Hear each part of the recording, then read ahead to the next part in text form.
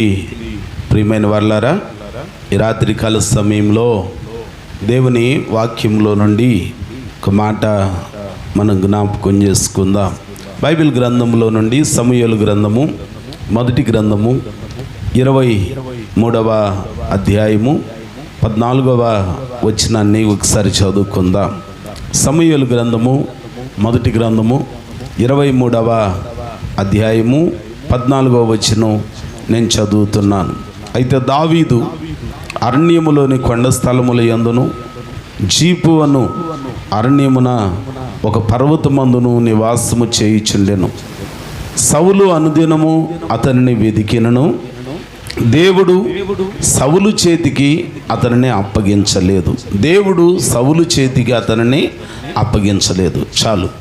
దేవుని వాక్యంలో ఈ రాత్రి ఒక మాట మనం జ్ఞాపకం చేసుకుందాం. సహజంగా లోకంలో ఉన్న మానవులమైన మనందరి విషయంలో మనందరి మీద అపవాది అనేక రీతులుగా మనల్ని, మన జీవాన్ని, మన పరిస్థితులని పతనం చేయటానికి చూస్తూ ఉంటాడు. కానీ బైబిల్ గ్రంథంలో మనం జ్ఞాపకం చేసుకుంటే ఓ వ్యక్తి యొక్క ప్రాణం, ఓ వ్యక్తి యొక్క స్థితిగతులు పతనం చేయాలని అనేక మంది అనేక రీతులుగా ఆలోచన చేయొచ్చు. ఆ ఆలోచన చేసి వెతికే వాళ్ళు బలం ఉండొచ్చు, బలగం ఉండొచ్చు, అంగు ఆర్భాటం ఉండొచ్చు. కానీ దేవుని వాక్యంలో అంటాడు ఒక చక్కని మాట, యెహోవా పట్టణమును కాపాడని ఎడల దాని కావలి కాయువారు మేలుకొని ఉండట వ్యర్థం. యెహోవా దేవుని సన్నిధిలో ఏ వ్యక్తినైనా కాపాడాలి అని ఆయన కాపుదల ఇవ్వకపోతే మనం ఎంత భద్రతా వలయాన్ని ఏర్పాటు చేసుకున్నా మనం క్షేమంగా భద్రంగా ఉండటం అనేది జరిగేది కాదు. అయితే వాక్యంలో మనం చూస్తూ ఉన్నాం, దావీదు జీవితంలో అనేక సందర్భాలలో ప్రాణ సంకటాలు వచ్చాయి, అపాయాలు వచ్చాయి, ప్రమాదాలు వచ్చాయి, ఒడిదుడుకులు వచ్చాయి. దేవుని సన్నిధిలో ఓ సందర్భంలో తన యొక్క తండ్రి యొక్క ఆస్తి, ఆ గొర్రెలని మందలను కాసుకుంటా ఉంటే ఎలుగుబంటి వచ్చి తన మందులో నుంచి ఓ గొర్రె పిల్లను తీసుకొని వెళతా ఉంటే అతడు దానిని ఎదిరించినప్పుడు దాని చేతిలో మరణం కాల. ఇంకొక పర్యాయం సింహం వచ్చి తన మందలో నుంచి ఒక పిల్లను పట్టుకొని వెళతంటే దావీదు మేక పిల్లను చీల్చినట్లుగా సింహాన్ని, ఎలుగుబంటిని చీల్చినట్లుగా మనము చూస్తూ ఉంటాం. అంటే ప్రాణం దేవుడు కాపాడితే అది సింహమైనా ఎలుగుబంటి అయినా అది ఎట్టిదైనా నీకు ఎలాంటి అపాయం కలగదు. అయితే ఈ రాత్రి దేవుని వాక్యం మనకు చెప్తున్న ఒక అమూల్యమైన మాట, మనం కూడా కీడులలో నుంచి తప్పించుకోవాలి. మన ప్రాణాన్ని వెతికే అపవాది చేతిలో నుంచి మనల్ని మనం తప్పించుకోవాలి. సౌలేమో దావీదును చంపటానికి అనుదినము వెతుకుచున్నాడు. ఎంత బాగుంటుందో ఆ మాట.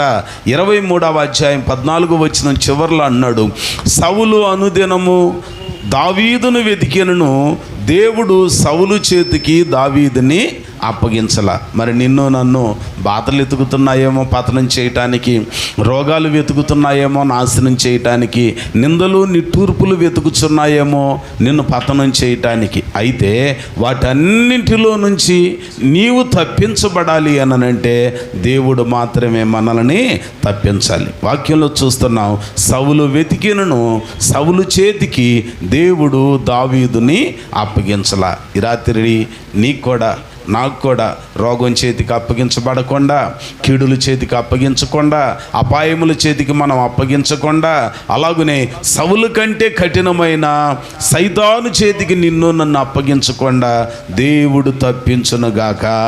ఇప్పుడు ఆ దేవుడు తప్పించాలి అనంటే దావీదు చేసిన కొన్ని పనులు చెయ్యాలి. ఏంటి దావీదు చేసే పనులు? దావీదు దినమునికి 7 మార్లు దేవుణ్ణి స్తుతిస్తాడని మనం ఆలకిస్తాం.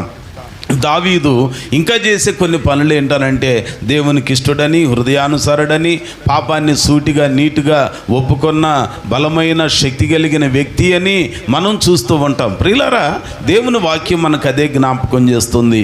అవి కాక దావీదు సౌలు చేతికి అప్పగించబడకుండా, ఓ మాటలో చెప్పాలనంటే దావీదు మరణానికి అప్పగించకుండా, మరణము చేతికి దొరకకుండా తప్పించుకోవటానికి, దేవుడు ఆయనను కాపాడి తప్పించటానికి చెప్పడానికి గల కారణం ఏంటనంటే ఆ 14వ వచనంలోనే అంటున్నాడు, అతడు జీపు అరణ్యములో కొండ స్థలములలో నివాసం చేశాడు. ఎక్కడ నివాసం చేశాడంటండి?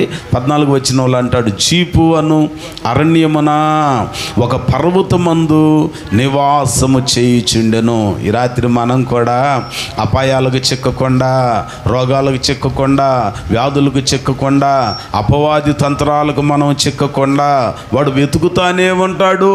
కానీ వాని చేతికి నువ్వు చిక్కకుండా నీవు తప్పించబడాలి అనంటే ఎక్కడ నివాసం చేయాలి? మనం ఆయన పర్వతం మందు నివాసము చేయాలి. అందుకని ఆయన అంటాడు 15వ కీర్తనలో, యెహోవా పరిశుద్ధ పర్వతమునకు ఎక్కదగిన వాడు ఎవడు? ఇప్పుడు ఆ పర్వతం మీద నివసించాలి, ఆ పర్వతంలోనికి మనం ఎక్కాలి అనంటే మనకు కావలసిన సుగుణాలు, మనకు కావలసిన లక్షణాలు ఏంటో తెలుసా? అందులో అంటాడు, యెహోవా నీ గుడారములో అతిథిగా ఉండదగిన వాడెవడు? నీ పరిశుద్ధ పర్వతం మీద నివసింపదగిన వాడు ఎవడని? యథార్థమైన ప్రవర్తన కలిగి నీతిని అనుసరించుచు హృదయపూర్వకముగా నిజం పలుకువాడే. ఎవరంటండి? పర్వతం మీదకి ఎక్కేది ఎవరంటండి? హృదయపూర్వకంగా నిజం పలకాలి. కొంతమంది ఉంటారండి, రంపాలతో కోసినా కూడా నిజం చెప్పరట, నిజం చెప్పరు, అబద్ధమే వాళ్ళకి ఇష్టం. అందుకని అంటాడు యథార్థమైన ప్రవర్తన. చాలా సందర్భాలలో మనం అనుకుంటాము, అబ్బో నేను యథార్థంగా ఉంటున్నా, నేను నీతిగా ఉంటున్నా, నా మట్టుకు నేను భక్తిగా ఉంటున్నా. నువ్వు అనుకోవటం కాదు, దేవుని దృష్టికి మనం ఎట్లాగను కనపడాలంటండి యథార్థమైన ప్రవర్తన కలిగి కనపడాలి, నీతిని అనుసరించి నడవాలి. నిజం అనేది హృదయపూర్వకంగా పలకాలి. ఏదో కొద్దిగా నిజం కొద్దిగా అబద్ధం, లేకపోతే తప్పదలే అన్నట్టుగా నిజం చెప్పటం కాదంట. హృదయపూర్వకంగా నిజం పలికే వారమయ్యి ఉండాలి. అలాంటి వాడు నాలుకతో కొండెములాడడు, తన చెలికానికి కీడు చెయ్యడు, తన పొరుగు వాని మీద నింద మోపడు. అసలు ఈ మాట చదివితే బైబిల్ అంతటికన్నా కూడా ఈ యొక్క మాటలలో మన జీవితం కనపడతా ఉంటుంది. ఏమండి, మన జీవితాలు చూస్తే ఎప్పుడు చూసినా మన నాలుగుతో కొండెములాడటం అన్నానంటే ఏదో ఒకటి ఇబ్బందికరమైన పోట్లాటకు సంబంధించిన మాటలే బలుగుతూ ఉంటారు. తర్వాత తన చెలికానికి, స్నేహితునికి కీడు చెయ్యరు. అంతేకాదు పొరుగువాని మీద నింద మోపడు, పొరుగువాని మీద నింద మోపడు. అసలు ఎన్నిసార్లు మనం ఎంతమందిని నిందిస్తామండి? చూడకుండానే చాలా మాటలు మాట్లాడుతూ ఉంటాం. ఇప్పుడు ఇవన్నీ సాగుతూ ఉంటాయి, కానీ రేపు తీర్పు దినాన నీవు మాట్లాడిన ప్రతి మాటను బట్టి దేవుని ఎదుట ప్రతిఫలం పొందుకొని తీరాలి. తన పొరుగువాని మీద నింద మోపడు, అతని దృష్టికి నీచుడు, అసహ్యుడు. అతడు యెహోవా యందు భయభక్తులు గలవారిని సన్మానిస్తారు. ఎవరు? పరిశుద్ధ పర్వతం పైన నివసించేవాడు. అతడు ప్రమాణము చేయగా నష్టం కలిగినను మాట మాట కాదు, ఇప్పుడు మూట కావాలి. మాట మీద నిలిచేవాడు మూట మోసుకుపోవటానికి ఎన్ని తప్పుడు పనులైనా చేస్తాం. అతడు ప్రమాణము చేయగా నష్టము కలిగినను మాట తప్పడు. తన ద్రవ్యమును వడ్డీకి నిరపరాధిని చెరుపుటకై లంచము పుచ్చుకొనడు. ఈ ప్రకారము చేయువాడు ఎన్నడను కదల్చబడాడు. అంటే ఇప్పుడు మనం ఎక్కడ ఉండాలి? ఈ పద్ధతులను అనుసరించి నడిస్తే మనం కూడా పర్వతం మీద నివాసం చేసినట్లు, అపవాది చేతికి చిక్కకుండా మనం కూడా సురక్షితమైన స్థాయికి రావాలి అని అంటే దేవుడు సౌలు చేతికి దావీదును అప్పగించలేదు. కారణం, అతడు జీపు అరణ్యములో ఒక పర్వతం పైన నివాసం చేయుచుండెను. మనం కూడా యెహోవా పర్వతం మీద నివాసం చేయాలి. ఆయన సంఘం అనే ఆ స్థలంలోనికి మనం రావాలి, వాక్యాన్ని వినాలి, వాక్యానుసారంగా నడవాలి, వాక్యానుసారంగా మన జీవితాలను దిద్దుకొని ఆయనకి ఇష్టమైనవిగా మలుచుకుంటే అప్పుడు మనము అపవాది చేతికి చిక్కకుండా దేవుడు మనల్ని కాపాడుతాడు. ఇంకొక మాట చూడండి, అతడు తప్పించబడటానికి గల కారణం ఏంటనంటే మొదటిది, అతడు జీపు అరణ్యములో ఒక పర్వతం మీద నివసించాడు. రెండవది ఏంటో తెలుసండి, చూడండి 23వ అధ్యాయము 16వ వచనాన్ని ఒకసారి చదువుకుందాం. 23వ అధ్యాయము 16వ వచనం చదువుకుందాం. సమూయేలు గ్రంథం మొదటి గ్రంథము 23వ అధ్యాయము 16వ వచనం. అప్పుడు సౌలు కుమారుడైన యోనాతాను లేచి వనములోనున్న దావీదు నొద్దకు వచ్చి, నా తండ్రి అయిన సౌలు నిన్ను పట్టుకొన జాలడు, నీవు భయపడవద్దు, నీవు ఇశ్రాయేలీయులకు రాజు వగుదువు, నేను నీకు సహకారిని. ఎంత మంచి మాట అండి. చూసారా ఎక్కడికి వచ్చారంట? ఎవరు వచ్చారు? యోనాతాన్ వచ్చాడు. ఎవరి దగ్గరికి వచ్చాడు? దావీదు దగ్గరికి. దావీదు ఎక్కడుంటే వచ్చాడు? పర్వతం మీద ఉంటే వచ్చాడు. ఆ పర్వతం మీద ఒక వనములో దాగి ఉన్నాడట. ఆయన ఏం చేస్తున్నాడంటే పర్వతం మీద ఒక వనంలో దాగి ఉన్నాడు. ఏమిటా వనము? పరమగీతము గ్రంథము చదువుకుంటే ఉద్యానవనము, నా ప్రియుడు ఉద్యానవనములో ఉన్న నా యొద్దకి వచ్చెను అని చూస్తాం. అంటే సంఘం అనే వనములో ఏముంటాయి? చెట్లు ఉంటాయి. వనములో ఏముంటాయండి? చెట్లు ఉంటాయి. ఆ చెట్లు ఎక్కడైనా గుబురుగా ఎక్కువ చెట్లు ఉంటే దానిని మనం వనము అని అంటాము, తోట అని అంటాము. అయితే ఇప్పుడు ఆ వనములో దాగి ఉన్న దావీదు వద్దకి ఎవరు వచ్చారనంటే, దావీదు ప్రాణాన్ని పలుమార్లు కాపాడి అనేక విధాలుగా సహాయం చేసిన యోనాతాను వచ్చాడట. ఆ వనములో దాగి ఉన్న దావీదు దగ్గరికి యోనాతాను వచ్చి ఆయన మాట్లాడుతూ అంటున్నాడంట, నా తండ్రి అయిన సౌలు నిన్ను పట్టుకొనజాలడు. రెండవది, నీవు భయపడవద్దు. మూడవది, నీవు రాజు అవుతావు. నాలుగవది, నేను నీకు సహకారిగా ఉంటా. చూసారా, వనంలో ఉంటే, సంఘంలో ఉంటే, పరిశుద్ధుల సహవాసంలో ఉంటే, దేవుని పిల్లలతో నీవు ఉంటే నీ కలిగే లాభాలు ఏంటనంటే, మొట్టమొదటిది, ఎవ్వరు శత్రువు నిన్ను పట్టుకొనజాలడు. రెండవది, నువ్వు భయపడవద్దు. మూడవది, నీకు ఆశీర్వాదం దొరికింది, ఇశ్రాయేలుకు రాజు అవుతావు. నాలుగవది, ఆయనే అంటున్నాడంట, వార్త మోసుకొచ్చి పలుమార్లు కాపాడిన ఆయన, నేను నీకు సహకారిని అవుతా, నేను నీకు సహకారిగా ఉంటా. సహకారిగా అనంటే ఆయన పక్షా నుండి ఆయన కావలసినవన్నీ సమకూర్చటం. ఈ రాత్రి దేవుని మాటలు వింటున్న మన జీవితంలో, ప్రభు మాటలు ఆలకిస్తున్న మన జీవితంలో ఎలాగునుంటున్నాయి మన బ్రతుకులు? వనంలోనికి వస్తున్నామా? సంఘంలోనికి వస్తున్నామా? పరిశుద్ధుల గుంపులో ఉంటున్నామా? వనములో ఉంటే మనల్ని ఎవ్వరూ పట్టుకొనజాలడు. వనములో ఉంటే ఎవరో పట్టుకొనజాలడు. సంఘంలో ఉండాలి, పరిశుద్ధుల గుంపులో ఉండాలి. ఆయన ఉద్యానవనమనబడిన ఆ సంఘంలో పరిశుద్ధుల గుంపులో ఉంటే ఎవ్వరూ నిన్ను పట్టుకొనజాలరు. భయం అవసరము లేనే లేదు. ఉదాహరణకి మనందరికీ తెలిసిన సంఘటన, ఆ పౌలు భక్తుడు స్వార్థను ప్రకటిస్తున్న ఆది అపోస్తలుల కాలం. ఆ కాలంలో మొత్తానికి సంఘం అనే వనము ఏదో ఒక ఇంట్లో కూడుకొని అనుదినము దేవునికి ప్రార్థన చేయటం వాళ్ళకు పరిపాటి. అలాగున ప్రార్థన చేస్తూ ఉన్నారు. ఒకనొక సందర్భంలో నుండి అపోస్తలుల కార్యముల గ్రంథములో 9వ అధ్యాయములో మనం జ్ఞాపకం చేసుకుంటే 36వ వచనం నుండి 43 వచనాల వరకు చదువుకుంటే అక్కడ ఒక ఆమెను గురించి జ్ఞాపకం చేస్తూ రాయబడిద్ది. ఆమె పేరు దోర్కా, ఆమె పేరు తబిత అనే ఈమెకి ఇంకొక పేరు ఏంటన్నానంటే భాషాంతరమున ద్వారకా అని అర్థం. ద్వారకా అనే మాటకు అర్థం ఏంటన్నానంటే లేడీ, లేకపోతే ఇర్రి అని అంటాం చూడండి, దుప్పి అని, అదనమాట. లేడీ అనంటే చెరవేగంతో పరిగెత్తేది. ఆ 36వ వచనంలో చూస్తే యొప్పేలో తబితాను ఒక శిష్యురాలు ఉండెను, ఆమెకు భాషాంతరమున ద్వారకా అని పేరు. ఆమె సత్క్రియలను ధర్మకార్యములను బహుగా ఆ దినముల యందు ఆమె కాయిలా పడి చనిపోగా వారు శవమును గడిగి మేడగదిలో పరుండబెట్టిరి. ఎక్కడంటండి? యొప్పే అనే పట్టణంలో తబిత అనే ఒక శిష్యురాలు ఉన్నది. అంటే మారు మనసు పొందినామా, బాప్తిస్మం పొందినామే, యేసుకు చోటు ఇచ్చినామే, ప్రభువుకు ప్రాధాన్యతనిచ్చినామే. ఈమె ఎలాంటిది అనంటే సత్క్రియలు చేస్తూ ధర్మకార్యాలను బహుగా చేసింది. ఏం చేసేది ఏమన్నానంటే ఏదో ఆ చేతి అల్లకంతో కొన్ని పనులు చేసి మొత్తానికి వచ్చిన వాటిలో విధవరాళ్ళకు ఉపయోగపడింది, అనేక మందికి ఉపయోగపడిందంట. అయితే ఈమె జబ్బు చేసి అలాగున మంచం మీద ఉన్నప్పుడు వీళ్ళందరూ వచ్చి ప్రార్థన చేసిన దాఖలాలు అయితే కనపడవు. కానీ చనిపోయిన తర్వాత అంట శవాన్ని కడిగి మేడగదిలో బరుండబెట్టారు.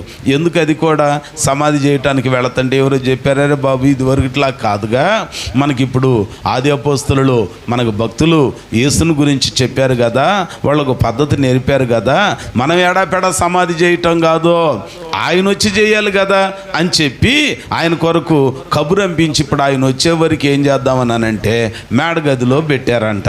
మేడగదిలో పెట్టి వీళ్ళు చేసే పని ఏంటో తెలుసండి, మొత్తానికి అక్కడే కనిపెట్టుకొని కూర్చున్నారు. కనిపెట్టుకొని కూర్చున్న తర్వాత ఈలోగా పేతురు భక్తుడు రానే వచ్చాడు. ఆలస్యం చేయలేదట, అతడు తడవు చేయక అని ఉంటుంది. 38వ వచనంలో చూస్తే లుద్ద యొప్పేకు దగ్గరగా ఉండుట చేత పేతురును అక్కడ ఉన్నాడని శిష్యులు విని అతడు తడవు చేయక తమ యొద్దకు రావాలని వేడుకొనుటకి 2 మనుషులు అతని యొద్దకి మొత్తానికి పేతురు లేచి వారితో కూడా అక్కడ వెళ్ళి అక్కడ చేరినప్పుడు మేడగదిలోనికి అతనిని తీసుకొని వచ్చిరి. విధవరాండ్రందరూ వచ్చి ఏడ్చుచు దోర్కా తమతో కూడా ఉన్నప్పుడు కుట్టిన అంగీలని వస్త్రములను చూపుచు అతని ఎదుట, అంటే బతికున్నప్పుడు రోగంతో ఉన్నప్పుడు ఆ మంచం దగ్గరకు వచ్చి ఏడిస్తే దేవుడు బాగు చేసేవాడేగా, చేయడా? హిజ్కియా మన అందరికీ తెలుసుగా. హిజ్కియాకి మరణకరమైన వ్యాధి వచ్చింది.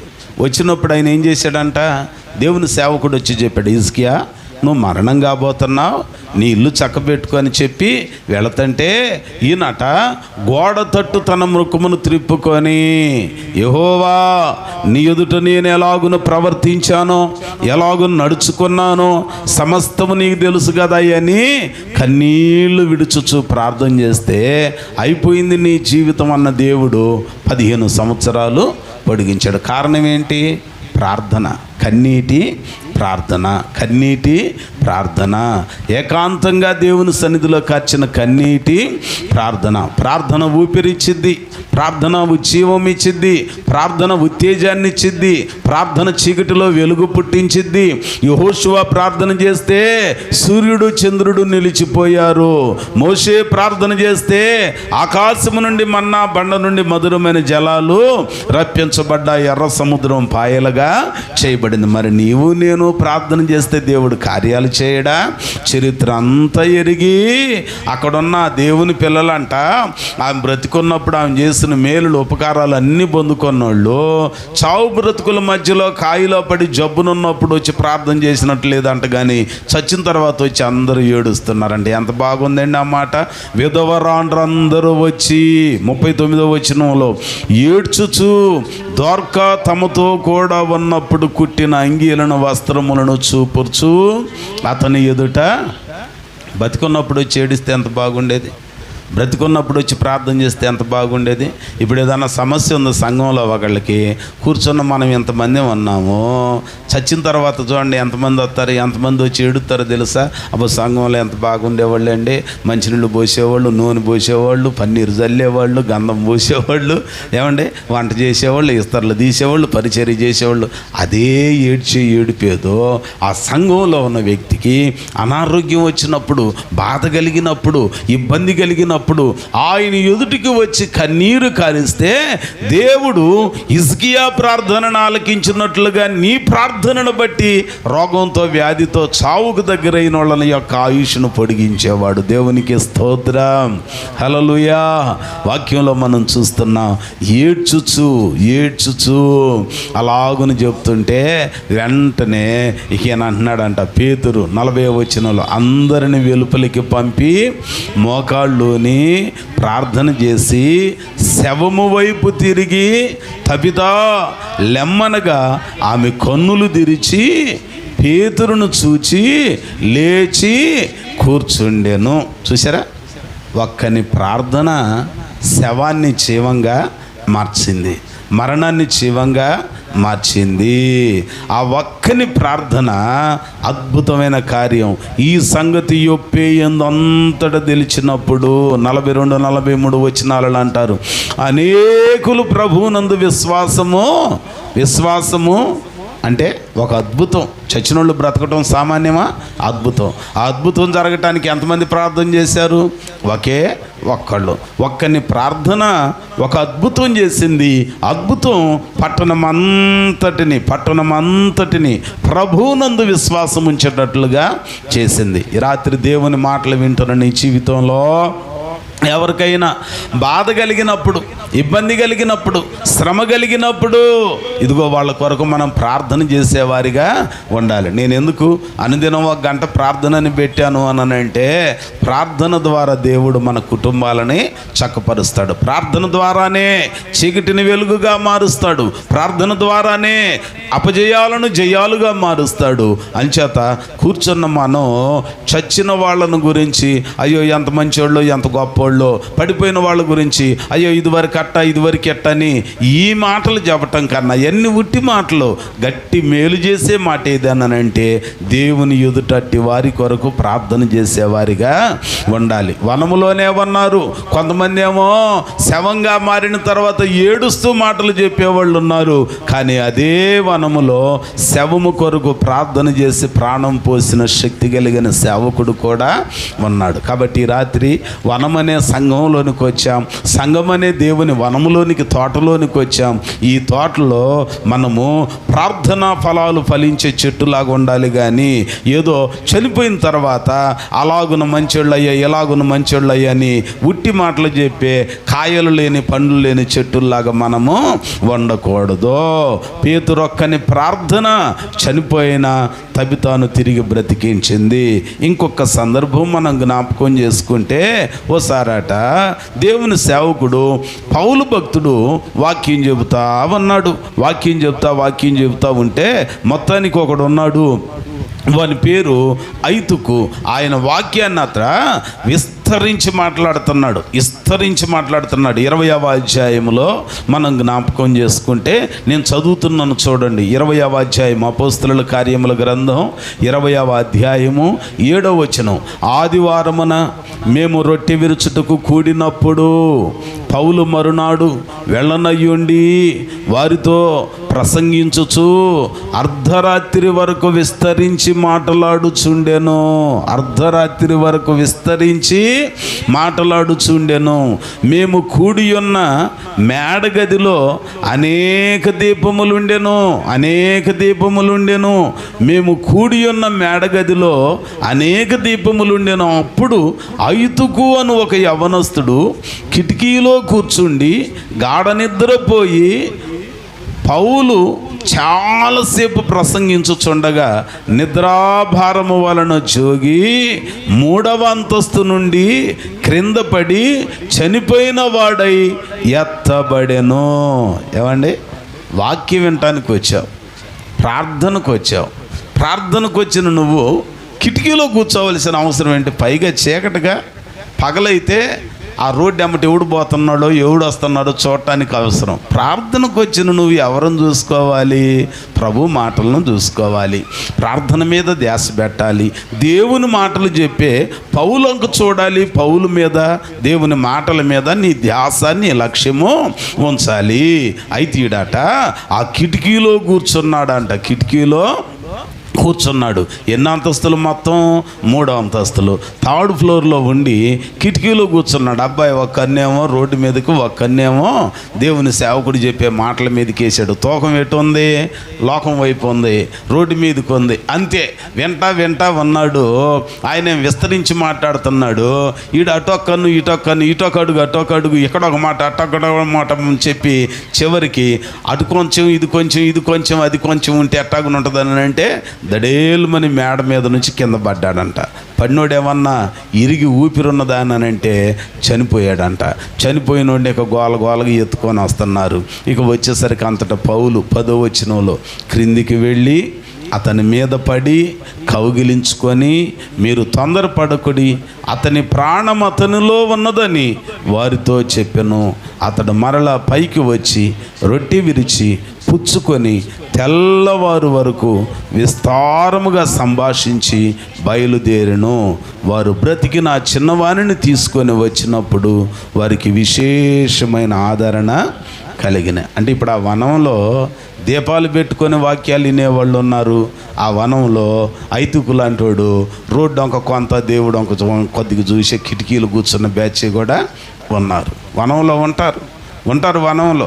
కానీ ఆ వనములో ఉన్న కొన్ని చెట్లైనా ప్రార్థన చేస్తే దేవుడు అద్భుతంగా బ్రతికిస్తాడు. నేను ఎందుకు ఇన్ని మాటలు చెప్పాల్సి వచ్చిందనంటే, దావీదును సౌలు చంపజూచెను, కానీ అతడు దేవుడు సౌలు చేతికి దావీదుని అప్పగించలేదు. కారణం ఏంటనంటే, అతడు పర్వతమందు ఒక వనములో తోటలో నివసిస్తున్నాడు. మనం కూడా కీర్తనాకారుడు చెప్పిన 15వ కీర్తన ప్రకారం ఆ మాటల చొప్పున నడుచుకుంటూ సంగమనే వనములో గనక మనం ఉంటే, యోనాతాను కంటే శ్రేష్ఠుడైన మన ప్రభు అయిన యేసయ్య మన దగ్గరికి వచ్చి ఆయన మనకేమిస్తాడో తెలుసా? అభయం ఇస్తాడు. ఏంటి ఆ భయం? అయ్యా, ఇదిగో నా తండ్రి అయిన సౌలు నిన్ను పట్టుకొన జాలడు. రండి, మొదటి సమూయేలు గ్రంథం 23వ అధ్యాయం 16వ వచనంలో అంటున్నాడు, నా తండ్రి అయిన సౌలు నిన్ను పట్టుకొన జాలడు. రెండవది, నీవు భయపడవద్దు. మూడవది, వాగ్దానం ఇస్తున్నాడు. అంటే ఏమని ఇస్తున్నాడు తెలుసా? దేవుడు ఇశ్రాయేలీయులకు నిన్ను రాజునిగా చేస్తాడు. నాలుగవది అంటున్నాడు, నేను నీకు సహకారిని అవుదును. ఎంత మంచి మాట అండి. వనంలోనికి వస్తే వనములో యోనాతాను లాగా యేసు ప్రభు నీ పక్షాన ఉంటాడు. వనములో యేసు నీతో ఉండి ఆయన నీకు అభయం ఇస్తాడు, నీకు ధైర్యం నూరిపోస్తాడు, ముందు జరగబోయే వాగ్దానాన్ని ఇస్తాడు. ఆయన నీకు సహకారిగా ఉంటాడు. ఇంత మేలు చేసిన ఆయనతో నువ్వేం చేయాలి? ఈ మాట చదవండి, నేను ప్రార్థన చేస్తాను. 17వ వచనం అయిపోయింది, 18వ వచనం చూద్దాం. 18వ వచనం, ఆ 17వ వచనం చివరిలో ఇంకొక మాట అంటున్నాడండి. 17వ వచనంలో ఆయన ఏమంటున్నాడు? నా తండ్రి అయిన సౌలు నిన్ను పట్టుకొని జాలడు. రెండవది, నీవు భయపడవద్దు. మూడవది, నీవు ఇశ్రాయేలీయులకు రాజు అవుదు. నాలుగవది, నేను నీకు సహకారిని అవుదును. ఇది నా తండ్రి అయిన సౌలునకు తెలిసి ఉన్నదని అతనితో చెప్పి దేవుని బట్టి అతని వనంలోనికి వచ్చిన యోనాతానులాగా గనక మనం ఉంటే ఏం చేయాలి? కృంగిపోయే వాళ్ళని ఏం చేయాలి? మనం బలపరచాలి. కృంగిపోయే వాళ్ళని ఏం చేయాలండి? బలపరచాలి. మనం ఏం చేస్తున్నాం? బలంగా ఉన్న వాళ్ళని కృంగిపోయేటట్టు చేస్తాం. డాక్టర్ గారు చెప్పాడంట, అమ్మ నువ్వు 2 నెలల కన్నా ఎక్కువ బతుకు అని. హాస్పిటల్ నుంచి ఇంటికి రాగానే అందరూ చూసి అన్నారంటే, ఏంటమ్మా నానంటే, ఏం లేదమ్మా ఈ జబ్బు వచ్చిందంటమ్మా అని పక్కన ఎవరు చెబితే, మన డాక్టర్లు ఏం చెప్పారు? 2 నెలల కన్నా బతకమని చెప్పారమ్మా. ఏమేం చేసిద్దో తెలుసా? వాటిల్లో బైబిల్ తీసుకొని, అమ్మ ఎట్నే వచ్చిందమ్మా. ఆ డాక్టర్లు అట్నే చెబుతారు 2 నెలలు అని. పట్టుమని వారం కూడా బతకలమ్మా ఊర్లో ఒక ఆమె అనగానే. 2 నెలలు బతికేది ఏమైంది? 2 రోజుల్లో టపా కట్టింది. బలపరచాలి, మనం బలపరచాలి. కృంగిన వేళలలో ఆయన మాటల చేత మనల్ని బలపరిచే ఆ పరిస్థితులు మనకు ఉండాలి. అందుకనే ఇదిగో నీ వాక్యము నన్ను బలపరిచి ఉన్నది, నీ వాక్యమే నన్ను బ్రతికించి ఉన్నది, నా బాధలలో అదే నాకు నెమ్మదినిచ్చి ఉన్నది. 119వ కీర్తన 25వ వచనంలో ప్రార్థన చేస్తాడంట, దేవా నేను ఇబ్బందులలో ఉన్నానయ్యా, బాధలలో ఉన్నానయ్యా, నీ వాక్యము చేత నన్ను బ్రతికించు. మరి జవాబు ఇచ్చాడా లేదా? 50వ వచనంలో సాక్ష్యం చెప్తూ దావీదు భక్తుడు అంటున్నాడంట, ఆహా నీ వాక్యమే నన్ను బ్రతికించను, నా బాధలలో అదే నాకు నెమ్మది చిన్న బాధలు. అందరూ ఉంటారండి, సౌలులాగా నీ ప్రాణం తీయటానికి చూస్తారండి, సౌలులాగా అపవాదిని పతనాన్ని చూస్తాడండి, సౌలులాగా అపవాది అనేకులలో చేరి నిన్ను కలవర పెడతాడు, నిన్ను పట్టుకోవటానికి చూస్తాడు, నిన్ను పతనం చేయటానికి చూస్తాడు. కానీ దేవుని యొక్క తోటలోనికి, సంఘమనే వనములోనికి నీ వస్తే ఆ వనములో పేతురు లాంటి ప్రార్థన చేసే చెట్లు ఉంటాయి, ఆ వనములో పౌలు లాంటి ప్రార్థనా పరులు ఉంటారు. వాళ్ళ ప్రార్థన చనిపోయిన వాళ్ళను బ్రతికించింది, వాళ్ళ ప్రార్థన బలాన్ని ఇచ్చింది. ఇక్కడ యోనాతాను కూడా అంట దావీదుతో చెప్తున్నాడు, అనేక విషయాలు చెప్పి దేవునిని బట్టి అతని బలపరిచెను. యోనాతాను చేసిన పని ఏంటంటే అండి, దేవుని బట్టి బలపరచాలి. నేను మీకు చాలాసార్లు బాధల్లో ఉంటే వాక్యం చెప్తా బలపరుస్తూ ఉంటా, మీకు కొంతమంది దొంగ కళలు, దొంగ దర్శనాలు, అబద్ధ ప్రవచనాలు చెప్పి అమ్మ నువ్వు అట్టయిపోతావు, నువ్వు ఎట్టయిపోతావో ఇదిగో అప్పుడప్పుడు చెబుతూ ఉంటారు. మాకు కూడా ఆ మధ్య ఒక ఆమె మేము వచ్చిన కొత్తలో ఇంకో పాస్టర్ గారు వాళ్ళ ఆవిడికి 2వ నెల అన్నది, ఇంకొక నెల పోయిన తర్వాత ఇప్పుడు 3వ నెల అన్నది. తీరా చూస్తే ఏమీ లేదు. నాకు తెలుసు, ఆమెకు తెలుసు. ఎవరు చెప్పమన్నారు? జరిగేవి చెప్పాలి కానీ జరగని చెప్పకూడదు. బలపరచాలి, దేవునిని బట్టి బలపరచాలి, దేవుని మాటలను బట్టి బలపరచాలి. వాక్యాన్ని బట్టి బలపరిచేవాళ్ళు తక్కువయ్యారు, పతనం చేసేవాళ్ళు ఎక్కువయ్యారు. బలపరచాలి. బలపరిచిన ఆయనతో ఏం చేస్తున్నాడంట? 18వ వచనం చూడండి. వీరిద్దరూ యెహోవా సన్నిధిని నిబంధన చేసుకొనిన తరువాత దావీదు వనములో నిలిచెను, యోనాతాను తన ఇంటికి తిరిగి. ఎంత మంచి మాట అండి. బలపరచాలండి. వనంలోనికి యోనాతాను వచ్చి అభయం ఇచ్చాడు, ధైర్యం చెప్పాడు, ముందు కాలంలో నువ్వు రాజు అవుతావని నూరిపోశాడు. దేవునిని బట్టి బలపరిచాడు. సంఘంలోనికి వచ్చిన మనం, సంఘం అనే తోటలోనికి వచ్చిన మనం ఇతరులను బలపరచాలి, ఇతరులను ధైర్యపరచాలి. అంతేకాకుండా ఆ మాటలు చెప్పిన ఆయనతోటట దేవుని సన్నిధిని నిబంధన చేసుకున్నారు. నిబంధన అంటే ప్రమాణము చేసుకున్నారు. బలపరచాలి. యెహోషువ కృంగిపోయాడట. యెహోషువ దిగులు పడుతున్నాడు. ఇందాక నడిపించిన మోషే భక్తుడు లేకపోయినే అయ్యో మా గతి ఏంటి, ఐగుప్తును విడిచిపెట్టాం, ఇందాక వచ్చాం, వాగ్దాన భూమిని చూడకుండానే ఆయన వెళ్ళిపోయాడు, మా జీవితం ఏంటి, మా పరిస్థితి ఏంటని భయపడతావన్నాడంట. అయితే దేవుడు మాట్లాడుతూ అంటాడు యెహోషువతో, యెహోషువ భయపడొద్దు, దిగులు పడొద్దు, జడియవద్దు. నీ బ్రతుకు దినములన్నింట ఏ మనుష్యుడు నీ ఎదుట, మనం వాడతాంగా, నీ దినములన్నిట ఎవ్వరు నీ ఎదుట నిలువలేరని యెహోషువతో, నీ దినములన్నిట ఎవ్వరు నీ ఎదుట నిలువలేరని యెహోషువతో వాగ్దానము చేసినావు,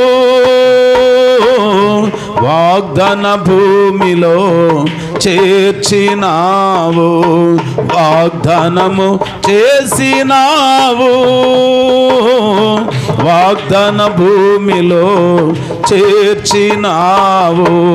సర్వోన్నతుడా నీవే నాకు ఆశ్రయ దుర్గము, ఎవ్వరు లేరు నాకు ఇలలో, ఎవ్వరు లేరు ఇలలో, ఆదరణ నీవేగా,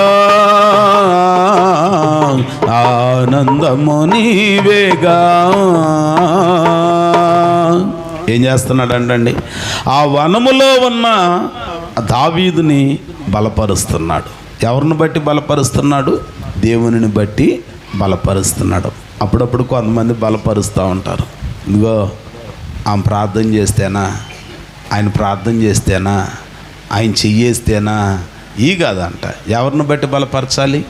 యేసయ్య దగ్గరికి వస్తే, యేసయ్య నిన్ను దర్శించితే, యేసయ్య వాక్యం నిన్ను తాకితే, ప్రభు హస్తం నీ మీద ఉంటే, ప్రభు కరుణ నీ మీద ఉంటే, ఆయన కరుణా కటాక్షాలు నీకు గనక కిరీటంగా ఉంటే మరణం నుంచి తప్పించబడతావని ఇట్లా బలపరచాలి. కానీ నేను ప్రార్థన చేస్తే, నేను చెయ్యేస్తే, ఇక నేను గనక చేస్తే అన్నానంటే అది దేవునిని బట్టి బలపరిచినట్టు కాదు, మనుష్యుని బట్టి బలపరిచినట్టు. ఎవరిని బట్టి బలపరచాలంట? మనం దేవునిని బట్టి బలపరచాలి. వీరిద్దరూ యెహోవా సన్నిధిని నిబంధన చేసుకుని తరువాత దావీదు వనములో నిలిచెను, యోనాతాను తన ఇంటికి తిరిగి వెళ్ళాను. ఏమండి, ఈ రాత్రికాల సమయంలో దేవునితో నిబంధన చేసుకోవాలి.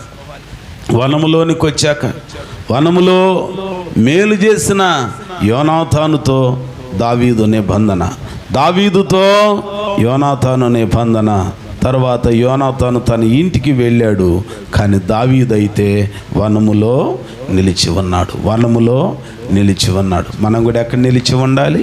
సంఘం అనే వనములో నిలిచి ఉండాలి, పరిశుద్ధుల గుంపులో నిలిచి ఉండాలి, ఉపదేశ క్రమములో నిలిచి ఉండాలి. అప్పుడు దేవుడు సౌలు చేతికి మనలను అప్పగించకుండా మన ప్రాణాన్ని భద్రంగా కాపాడతాడు. ఈ రాత్రి కూర్చున్న మనం రెండు విషయాలు.